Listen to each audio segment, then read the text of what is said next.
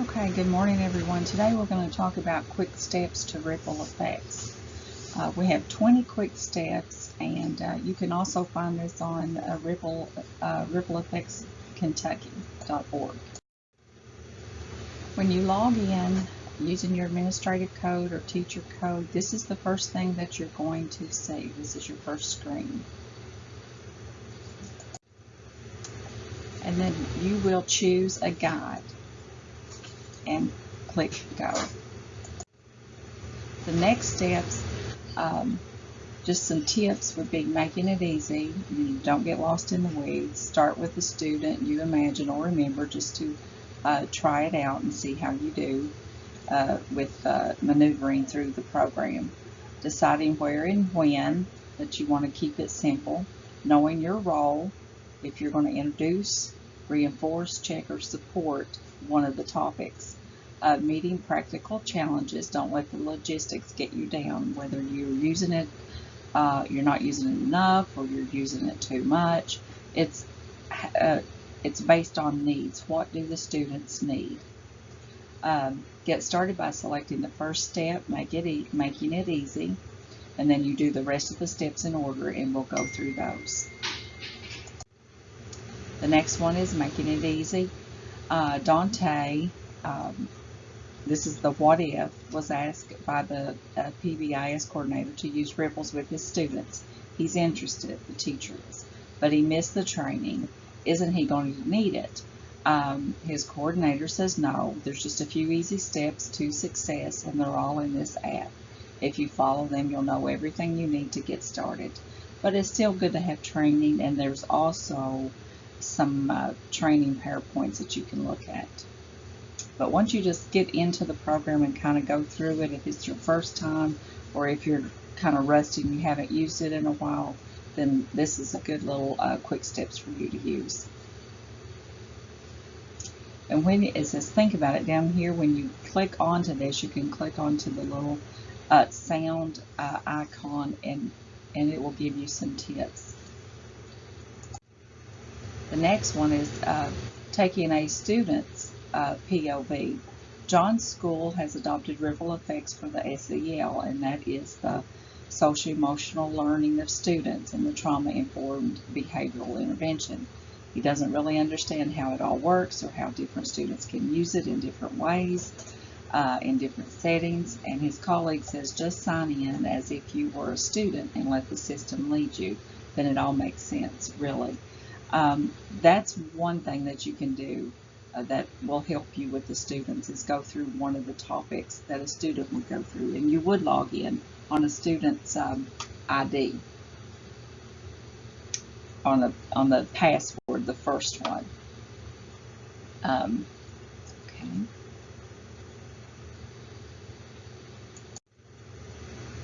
Deciding where and when. This is after using the program herself. This is Kathy. She sees a lot of ways that her students can use it. Actually, almost too many ways. Well, there's over 400 topics that your students can choose, or that you can help your students. You can do group sessions with them, group lessons. So she's having a harder time seeing where and when to fit it into her objectives, and her students already, because they already have full schedules. How am I going to get these kids in here? There's a lot of different ways that you can use it.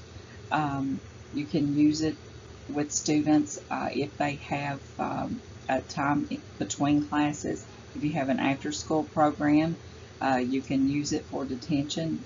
Counselors can use it when students come to see them.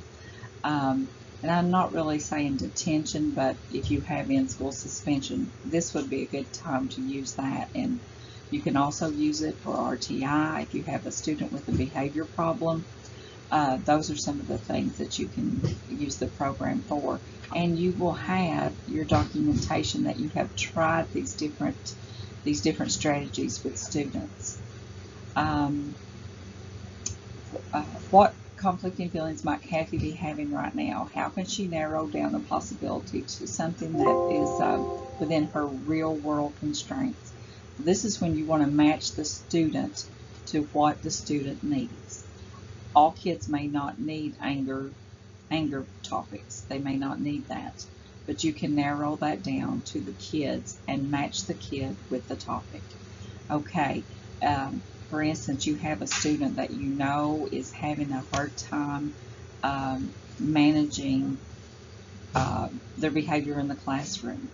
Well, you want to pick a topic that will help them and guide them to say, okay, I think we're going to do, we're going to use this topic today. And then there are topics that students want to choose themselves that are personal and private, and they can do that also.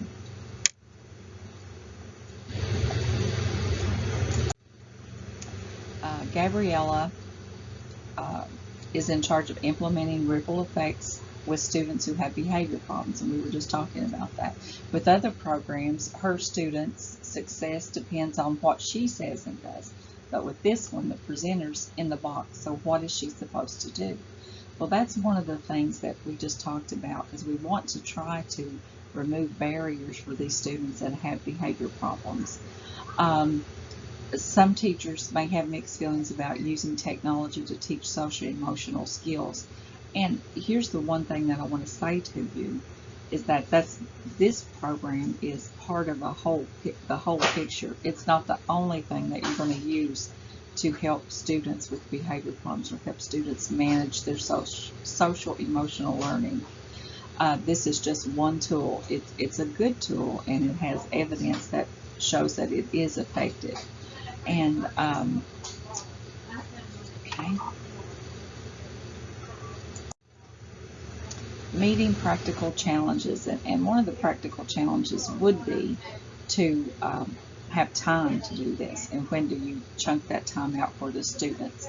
And the students can get on this at home. They can do it at home because they all have their own passwords, and they can use it at home. Akeem got her first group of students using the ripple effects intervention, and it's great. But one student has forgotten her password, and that happens a lot. And now that results are coming in, there's pressure to extend the use to many more students. And by the way, her administrator wants to start seeing data pronto right now. What seems simple suddenly seems more complicated. Okay, I'm sure like she would be feeling pressure right now to get things done and get more students on the ripple effects. But the good thing about this is even if you have, like all schools have somebody that's in charge, they have a contact person. Well, that contact person is not the only person that can guide students to the ripple effects. Every counselor, teachers, everyone, because all teachers do not know all kids, but all teachers know a lot of kids and a lot of different things that they are going through. So those teachers can help. They can help the person who is the contact person or who is the administrator of the ripple effects to guide students to where they need to be or what they need to be working on or what they can work on.